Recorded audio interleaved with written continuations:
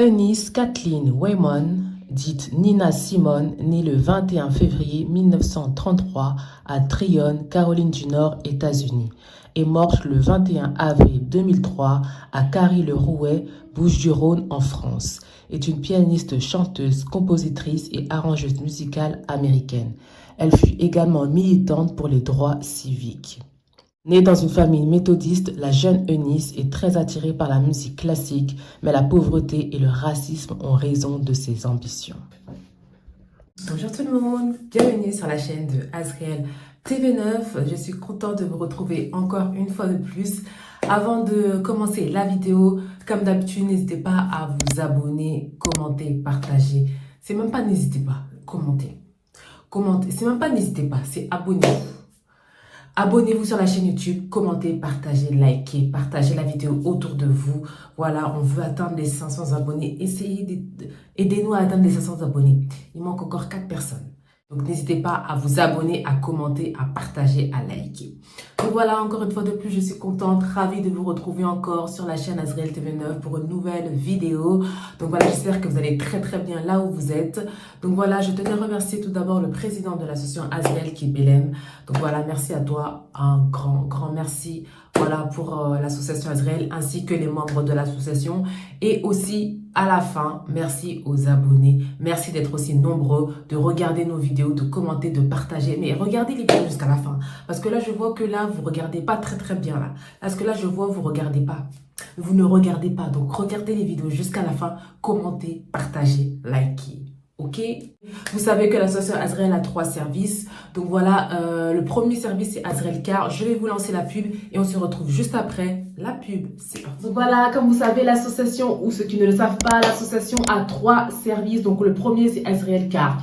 Donc si tu veux louer une voiture, voilà, une voiture à 9 places où tu pourras aller en vacances pour se déplacer, pour profiter un peu du bon temps qui va arriver. Nous, Azriel Car, voilà, on est là, on loue des voitures, on loue des trafics pour vous si vous voulez. N'hésitez pas à nous contacter. Donc voilà, c'était le premier service. Le deuxième, c'est Azriel Fret Livraison. Je vous lance la pub et nous, on se retrouve juste après la pub pour le troisième service. Azriel Service Fret pour l'envoi de vos colis au Congo-Kinshasa et bientôt partout dans le monde. Vous pouvez nous faire confiance pour vos colis. Ils seront en bon état, bien sécurisés et arriveront à bon port. Donc, Bobanga Teba, colis Nabino et Kozala entre de bonnes mains avec Azriel Service Fret. L'efficacité, c'est notre travail, donc pas de soucis. Bota la vidéo Oyona Suka pour besoin de renseignements, na précision nyoso pour benga biso pour na colis Nabino. Grande nouvelle, bonne nouvelle dans l'association Azriel. Donc, Fungoli Service Moko ya Fret. Donc, un service de livraison pour toutes les personnes au Balingi Batin d'Abakoli Nabango na Congo-Kinshasa. Donc, pour l'instant, en fait, on a ouvert un service de livraison pour les personnes qui veulent envoyer au Congo-Kinshasa. Donc, pour l'instant, c'est uniquement au Congo-Kinshasa.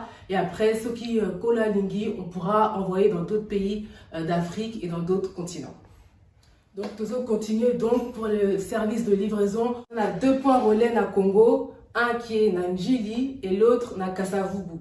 Donc, on va vous mettre les adresses complètes en bas de la vidéo. C'est vos colis où ils seront délivrés là-bas. Donc, c'est Njili et Kasavubu.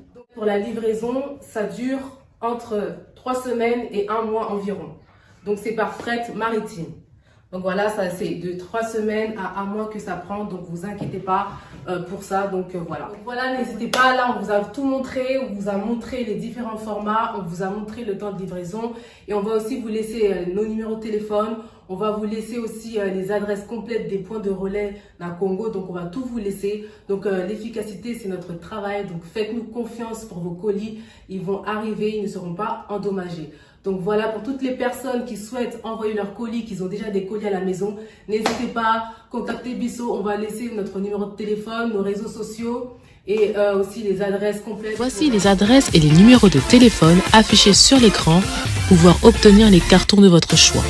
Pour la première adresse est celui du siège social à Drancy dans le 93. Donc toutes les personnes qui habitent près de Drancy, il est préférable de vous diriger à cette adresse pour vos cartons. La deuxième adresse est à l'adresse du bureau, toujours dans le 93 mais à Saint-Denis. Pour les personnes qui sont à côté de Saint-Denis, téléphonez sur ce numéro indiqué à côté de la ville pour vous y rendre. Et la troisième adresse est à Lieu-Saint. Et pour toutes les personnes qui habitent dans le 77 et aux alentours du 77, appelez le numéro correspondant pour vous y joindre afin de récupérer le carton. Voilà, c'était le deuxième service Azriel Fret livraison. Donc voilà, le troisième service c'est Azriel Queen Secret. Pourquoi Secret? Je t'invite à regarder cette pub et nous on se retrouve après. Si tu es intéressé par nos produits, n'hésite pas à nous contacter. Donc là, voici nos perles détox. Ça nettoie toute infection, toute bactérie et ça te détoxifie le yoni. Attention, insensible, regardez à quoi le résultat quand vous enlevez votre perle détoxifiante. Et aussi, on a les plantes naturelles. On appelle le sauna vapeur. Ça permet d'équilibrer les hormones et le pH. Ça améliore la fertilité. Ça diminue les sécheresses vaginales et ça apaise les crampes menstruelles. Ça te détoxifie, ça te purifie de l'intérieur. Et voici notre troisième produit, les capsules Queen Yoni. Donc ça, c'est le best-seller. Si tu as des pertes malodorantes, des pertes vaginales, tu as des bactéries, des démangeaisons, des irritations, voilà, c'est pour toi une cure de 7 jours et que tu verras, après les capsules, tu n'auras plus rien. Donc n'hésite pas à passer commande si tu es intéressé par nos produits. Bye! Voilà, c'était les 3 services de l'association Azriel. Donc, si vous êtes intéressé par l'un de nos services ou même par les 3 services, n'hésitez pas à nous contacter sur notre numéro de téléphone, le numéro du secrétariat. N'hésitez surtout pas à nous appeler, à envoyer un message. Donc voilà, on va commencer dans le vif du sujet. On va commencer toujours dans le concept Histoire vraie. Donc là, je pense que c'est le 38e épisode de Histoire vraie. Donc voilà, sans plus attendre, on va parler de la fameuse musicienne, pianiste qui s'appelait Nina Simone. Vous allez comprendre et connaître son histoire à travers cette vidéo et nous, on se retrouve juste à la fin pour commenter et en parler. C'est parti pour la vie, la vraie histoire de Nina Simone. C'est parti.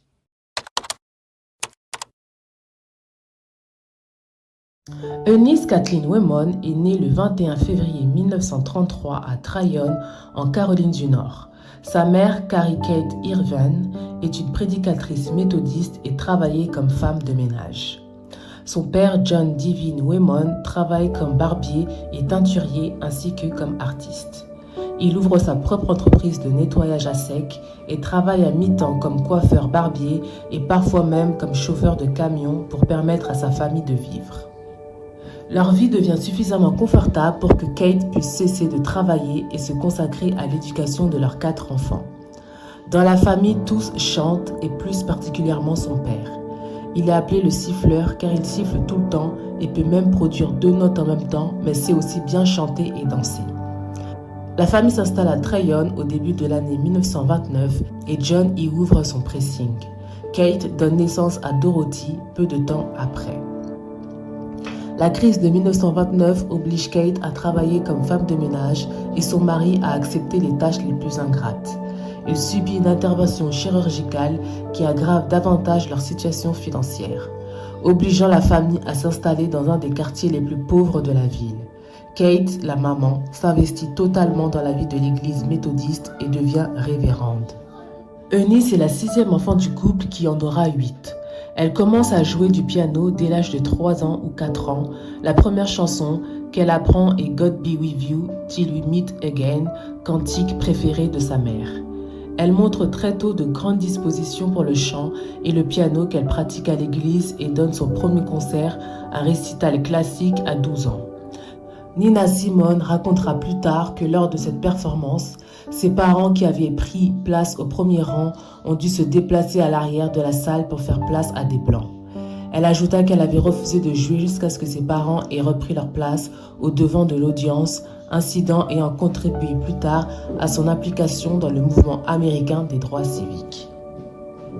La jeune pianiste est remarquée par la patronne de sa mère, Madame Miller, qui lui conseille d'encourager ses dispositions et avec l'appui des voisins de Tryon, crée un fonds pour recueillir l'argent destiné à financer sa formation.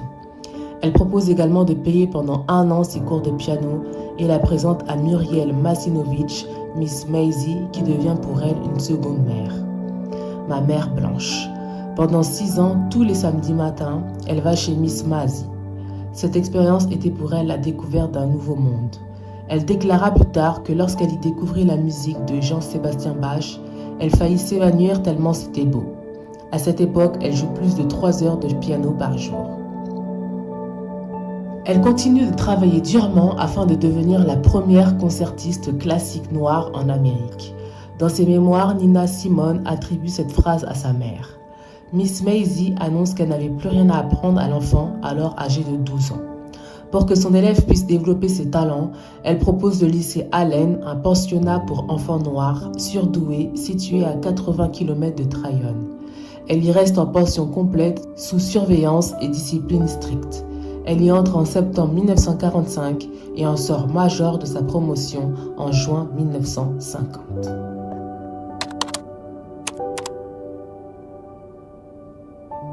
Elle quitte peu de temps après son travail chez le photographe pour jouer comme pianiste accompagnatrice chez une professeure de chant nommée Arlene Smith afin d'accompagner ses élèves. Au bout d'1 an, elle décida de s'installer à son compte, emmenant une partie des élèves de son ancienne employeuse. Cette période de sa vie est très dure, mais lui permet d'être indépendante et de continuer à payer ses cours avec le professeur Vladimir Sokolov. Pour financer ses leçons privées, elle effectue des représentations au Midtown Barn & Grill à Atlantic City, jouant uniquement du piano, mais le propriétaire l'oblige à chanter également, menaçant de la renvoyer si elle refuse. Elle choisit le nom de scène Nina Simone en 1954 pour cacher cette activité à ses parents. Un agent artistique new-yorkais, Jerry Fields, impressionné par ses interprétations, lui propose un contrat mais en demande l'exclusivité. Elle accepte et reçoit ensuite des offres d'engagement dans plusieurs clubs. Dans un de ces clubs, elle rencontre le guitariste Alvin Chapman et signe un premier contrat avec Sid Nathan, dirigeant du label King Records. Elle enregistre un premier disque de 14 titres en une seule journée.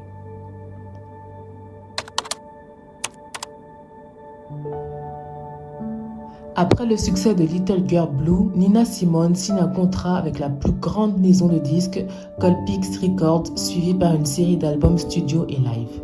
Colpix renonce dans le contrat au contrôle de l'aspect créatif, y compris au choix du contenu enregistré, en échange de quoi Simone doit s'engager par contrat avec cette société. Le 12 avril 1963, elle chante au Carnegie Hall le jour où Martin Luther King est arrêté à Birmingham.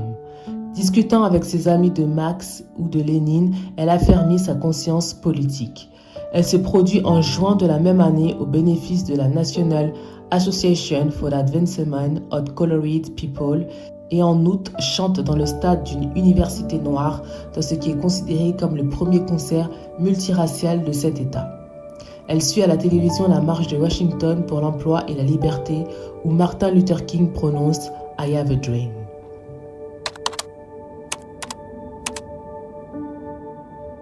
En 1964, elle quitte son distributeur de disques américain Colpix pour le néerlandais Philips, ce qui entraîne un changement sur le contenu de ses enregistrements.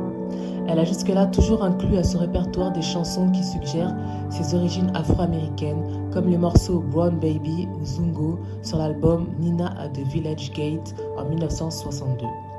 Mais sur son premier album pour Philips en 1964, un enregistrement en public nommé Nina Simone in Concert, pour la première fois, elle aborde ouvertement l'inégalité raciale qui est très répandue à cette période aux États-Unis avec la chanson Mississippi Goddam, qui est sa réponse à l'assassinat de Medgar Evers et à un attentat dans une église à Birmingham, en Alabama, ayant tué 4 enfants noirs. La chanson paraît en single et est boycottée dans certains États du Sud. À partir de cet album, les enregistrements de Nina Simone intègrent un message pour les droits civiques déjà présent dans ses interprétations en public. Elle joue et prend la parole lors de nombreuses grandes réunions publiques sur les droits civils comme à la marche de Selma à Montgomery en 1965. Nina Simone soutient la révolution par la violence durant la période pour les droits civiques par opposition à l'approche de non-violence recommandée par le pasteur Martin Luther King. et espère que les Afro-Américains pourront par la lutte armée former un État distinct.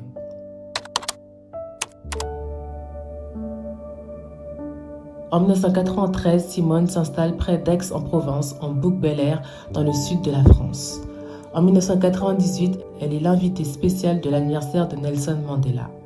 Plusieurs mois de maladie, elle meurt le 21 avril 2003 d'un cancer du sein, dont elle souffre depuis des années à son tout nouveau domicile de Gary-le-Rouet dans le Bouches-du-Rhône.